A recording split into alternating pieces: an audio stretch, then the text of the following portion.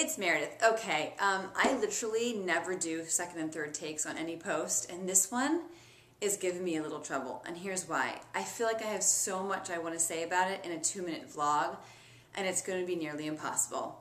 Last night, I got to go to a book signing for one of my favorite people out there in the design world, Mr.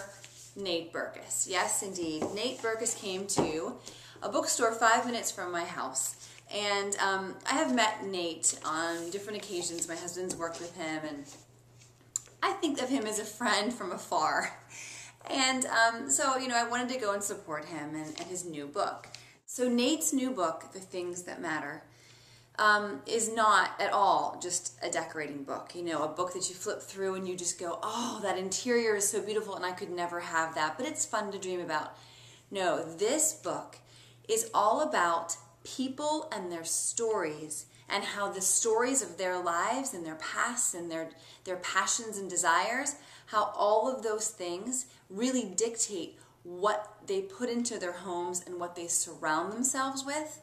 And it's incredibly inspiring. And I have found myself, after not being able to really put this down last night, I came home after the book signing and started thumbing through it and just reading the stories. And then I woke up this morning thinking about it and thinking about what's in my own home. I love to decorate my home. I love to design spaces in my home. And having children, having my boys in my home with me, I mean, it definitely is a challenge sometimes to have my vision of my home meshed with a place where my kids feel comfortable to play and live and really live here. One of the stories in here that I just loved, it's actually from a woman named Barry Liner, who I'm friends with on Facebook through a mutual friend. And it's funny because, you know, you get to really know people in this book, and you get to understand their style and what makes them them.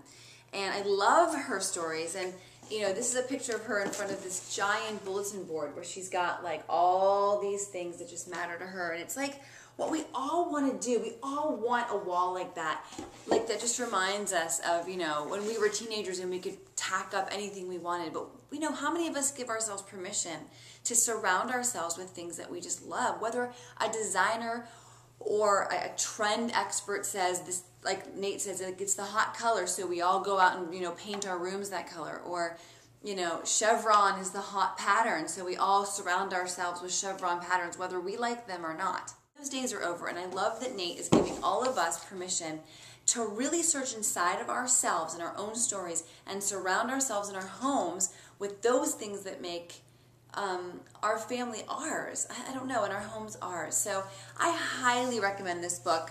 So I'm going to include in this post a few pictures of items that I have in my home that I've realized now after reading this book why I have them in my home and why they're so important to me and why I had to have them in my space. This was one thing. I actually put this on my coffee table. It's just a simple branch with leaves that I picked up outside. You know, the leaves are starting to fall here, and my son actually knocked this branch off of a tree that he's been climbing and is obsessed with outside. He was going to throw it in the garbage, and I thought, no, I want that. That just speaks to me.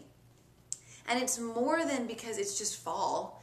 It's because, you know, I realize so much of my art in my home is trees. You know, it's trees, it's the outside, but mainly it's trees. I'm drawn to trees and leaves and woods. Because when I was a little girl, one of my favorite places to go to get out of some of the chaos of my childhood was this place called White's Woods. And I would go there with my friends, and I would go there whenever I could and just walk around those woods. And it was the place where I felt most at peace and at home and safe, of all things, in these giant woods.